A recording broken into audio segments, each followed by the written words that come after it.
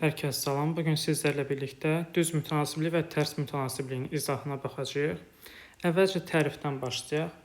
Düz mütənasibliyin tərifini deyirik ki, bir kəmiyyəti neçə dəfə artırırıqsa, digər kəmiyyət də həmin dəfə artmalıdır.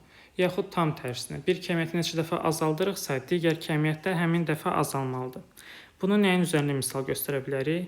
Məsələn, dəftər və onun qiyməti. Tutaq ki, bir dəftər 2 manatdır. Onda 5 dəftər 10 manat olacaq. Deməli, dəftərin sayı 5 dəfə artdığına görə qiymət də 5 dəfə artacaq. Yaxud məsələn 3 dəftər 6 manat olacaq. Bu halda da dəftərin sayı 3 dəfə artanda qiymət də 3 dəfə artır. Deməli, burada düz mütənasiblik var.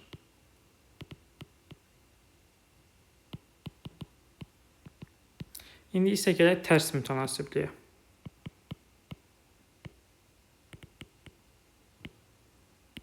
Tərs mütənasiblikdə isə deyirik ki, bir kəmiyyət neçə dəfə artırsa, digər kəmiyyət də həmin dəfə azalmalıdır.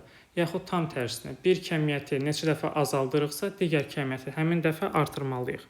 Bunu nəyin üzərində misal göstərə bilərik? İşçi və iş saatları. Tutaq ki, bir işçi 24 saata yerinə yetirər. Onda bura 2 işçi cəlb olunsa, bunu daha tez, yəni 12 saata bitirərlər. Məsələn, 3 işçi olsaydı, bunu 24/3, 8 saata yerinə yetirərdilər.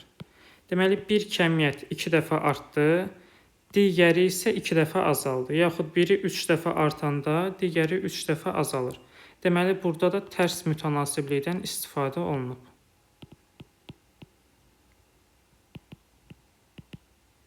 İndi isə gələk tapşırıqlara. Tapşırıqlarda nə deyir? 3-cü sualda deyir ki, 9 saata 42 detal hazırlayan usta eyni məhsuldarlıqla işləsə 28 detalı neçə saata hazırlayar? Deməli, bu usta nə qədər çox işləsə, o qədər çox detal hazırlayar. Onda burada düz mütənasiblikdən istifadə edəcəyik. Deməli, 9 saata 42 detal. Deyir ki, 28 detalı neçə saata?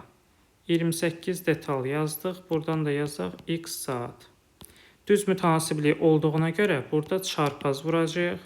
Olacaq 42 vurulsun x bərabərdir 9 vur 28. Buradan x-i tapsaq 9 vur 28 böl 42. İxtisar getsə 4. Burada da 6, 2, 3. Buradan da 3 qalsa x eləyəcək 6. Deməli, ustanın 28 detal hazırlaması üçün 6 saat lazımdır. Daha sonra gələk 7-ci suala. 7-ci sualda deyir ki, tarlanı 10 günə şumlamaq üçün 6 eyni gücə malik traktor lazımdır. Həmin tarlanı 6 günə şumlamaq üçün neçə belə traktor lazımdır? Deməli, 6 traktor 10 günə şumlayır. Amma bizə lazımdır 6 günə şumlayıb bitirsin. Deməli, burada traktor sayı çox olmalıdır ki, işin zamanı daha da azalsın. Onda burada x traktor deyəcəyik və gün sayı azaldıqca traktor sayı artmalıdır deyə burada tərs mütənasiblikdən istifadə olunacaq. Tərs mütənasiblikdə də qarşı-qarşıya vuracaq. X vurulsun 6 bərabərdir 6 vurulsun 10 olacaq. Buradan da x-i tapacaq 10.